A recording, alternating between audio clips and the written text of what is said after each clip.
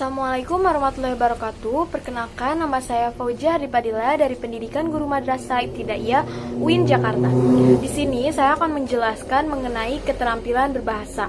Nah, sebelumnya kita harus tahu dulu apa itu bahasa. Bahasa merupakan sebuah alat komunikasi yang digunakan untuk menyampaikan gagasan, pesan, ataupun informasi yang tersimpan di dalam pikiran. Nah, media penyampaiannya itu bisa berupa lisan ataupun tulisan.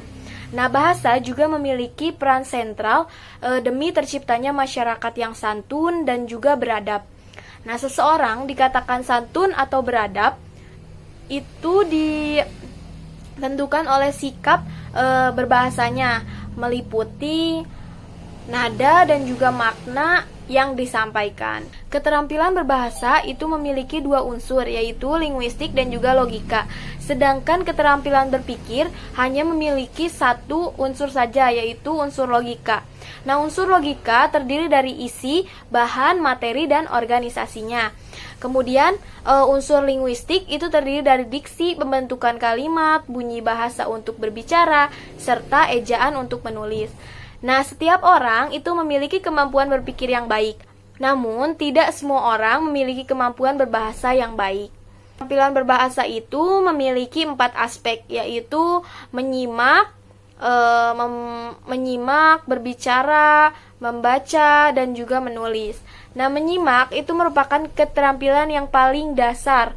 Nah, setiap orang tentu melakukan kegiatan menyimak, mulai dari mendengarkan berita, cerita, berbagai informasi lainnya, baik lewat TV ataupun radio atau yang lainnya. Kemudian menyimak ini berbeda dengan mendengar. Mendengar hanya menerima informasi yang didengarkan saja, tanpa melalui penyerapan dan pemilihan informasi dalam ingatan jangka pendek. Mendengar identik dengan masuk telinga kanan, keluar telinga kiri. Sedangkan menyimak adanya sebuah proses penyerapan dan pemilihan informasi dalam otak sehingga disimpan dalam ingatan jangka panjang. Disinilah kinerja otak bekerja dan berkembang dengan baik. Selanjutnya itu ada aspek berbicara. Nah, keterampilan berbicara pada umumnya dapat dilakukan oleh semua orang, tetapi berbicara yang terampil hanya sebagian orang yang mampu melakukannya. Berbicara ini pada umumnya adalah suatu penyampaian maksud, baik itu ide, gagasan, pikiran, atau isi hati seseorang kepada orang lain dengan menggunakan bahasa lisan sehingga maksud tersebut dapat dipahami oleh orang lain, seperti itu. Kemudian ada aspek membaca. Nah, pusat pemerolehan berbagai pengetahuan keterampilan dari mulai menyimak, berbicara, dan menulis itu adalah membaca.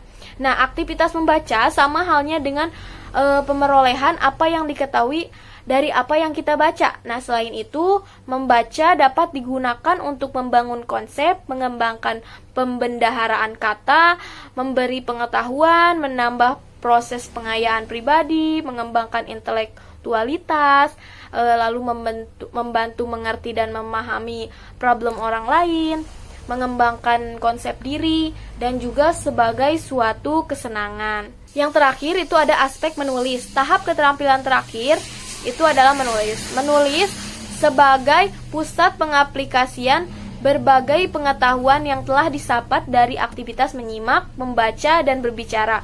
Kemudian mengalihkannya ke dalam rangkaian kata dan bahasa yang memiliki makna dan tujuan. Menulis juga dapat diartikan sebagai ungkapan atau ekspresi perasaan yang dituangkan dalam bentuk tulisan. Orang yang gemar, orang yang pandai, dan telah menulis berarti ia telah mencoba mengaktifkan indera yang ada pada dirinya melalui apa yang ia lihat, apa yang ia rasakan, apa yang ia cium, apa yang ia raba, kemudian diaplikasikanlah ke dalam rangkaian kata atau bahasa. Nah, hal itulah yang menyebabkan keempat keterampilan berbahasa tersebut saling berhubungan. Kurang lebihnya mohon maaf. Dari saya cukup. Wassalamualaikum warahmatullahi wabarakatuh.